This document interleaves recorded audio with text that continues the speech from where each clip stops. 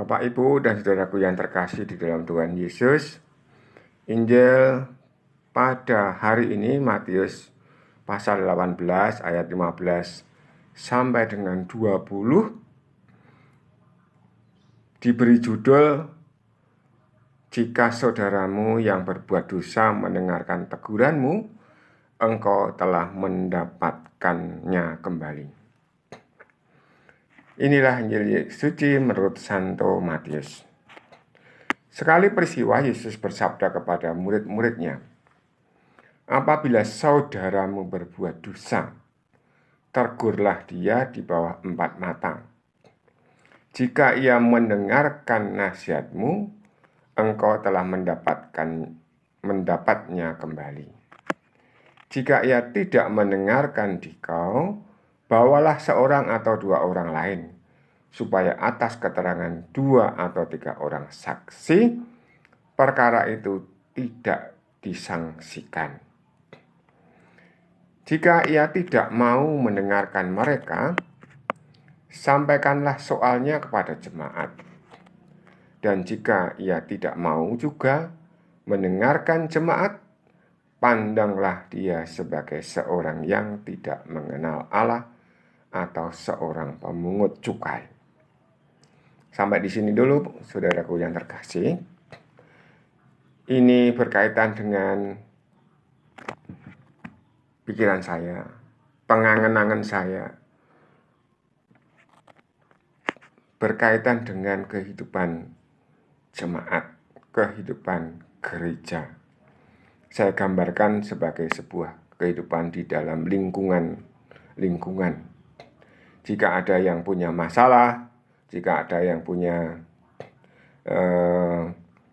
hal-hal yang tidak enak di dalam kehidupan lingkungan itu, maka sekali-kali kalau ada orang yang mengetahui masalahnya, mengetahui bagaimana keadaannya, lalu harus menegur.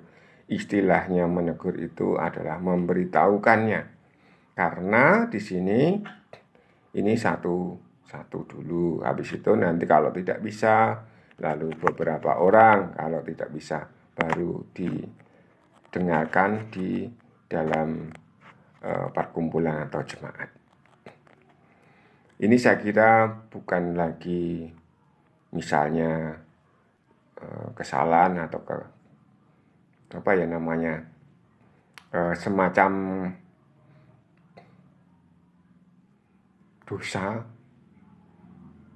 dari orang itu terhadap dirinya sendiri, tetapi berkaitan dengan kehidupan dari jemaat atau lingkungan. Misalnya ada si A, misalnya saja si A dengan si B, lalu si A tidak mau berbicara dengan si B. Kenapa? Lalu yang perlu diperhatikan, ditegur. Atau bisa juga karena ada sesuatu yang salah dalam persepsinya terhadap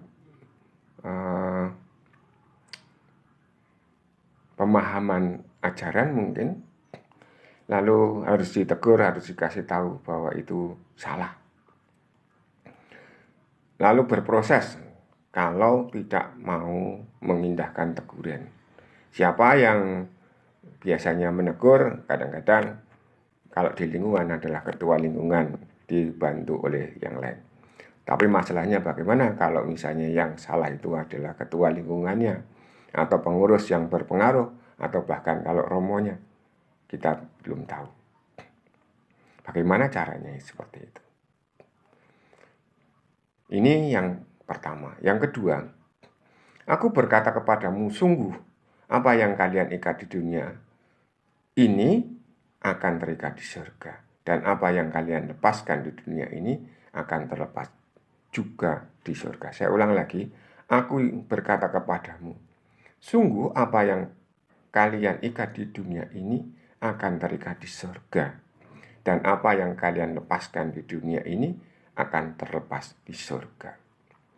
Hal-hal yang tadi saya katakan, misalnya ada kesalahpahaman antara si A dan si B, itu kalau tidak dilepaskan, kalau tidak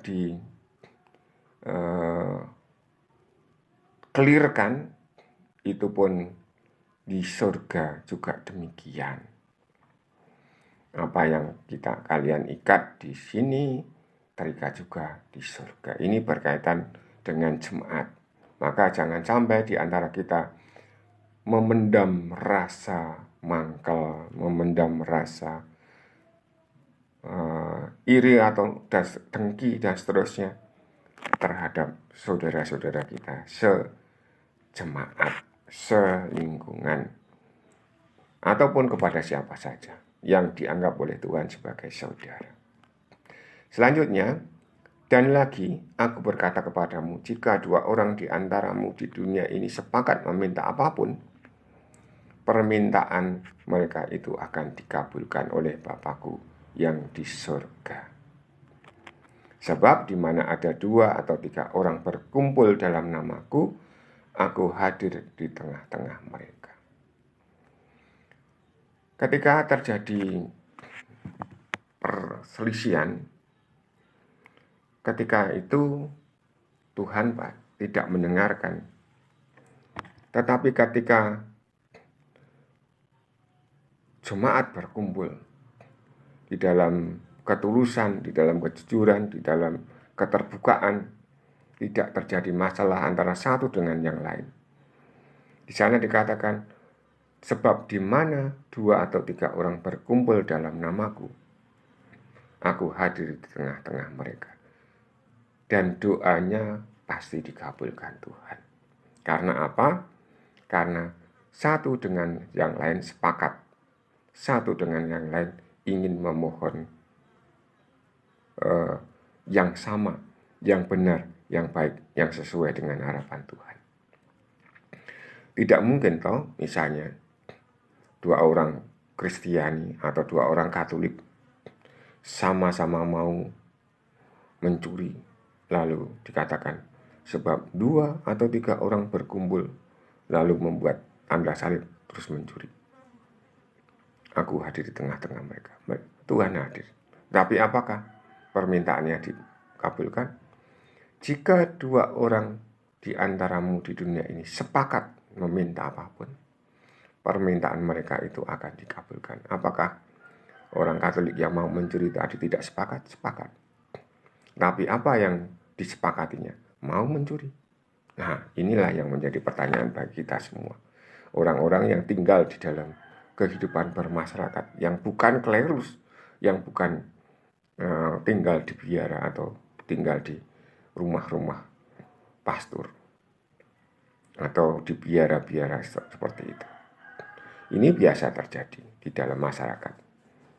Namun sekali lagi bahwa Tuhan benar, dan lagi aku berkata kepadamu, jika 2 orang di antaramu di dunia ini sepakat meminta apapun, ini sepakat sesuai dengan permintaan mereka itu akan dikabulkan oleh Bapa-Ku yang di sorga. Kenapa dikabulkan? Dipastikan karena permintaan yang benar. Lalu sebab di mana ada 2 atau 3 orang, sekali lagi bahwa kehadiran Tuhan itu sudah ada. Aku hadir di tengah-tengah mereka. Sebab di mana ada 2 atau 3 orang berkumpul dalam namaku, berkumpul di dalam nama Tuhan Yesus, berkumpul untuk memuliakan Tuhan, berkumpul untuk kemuliaan Tuhan, untuk nama Tuhan, pasti Tuhan hadir di antara kita. Amin. Berkah dalam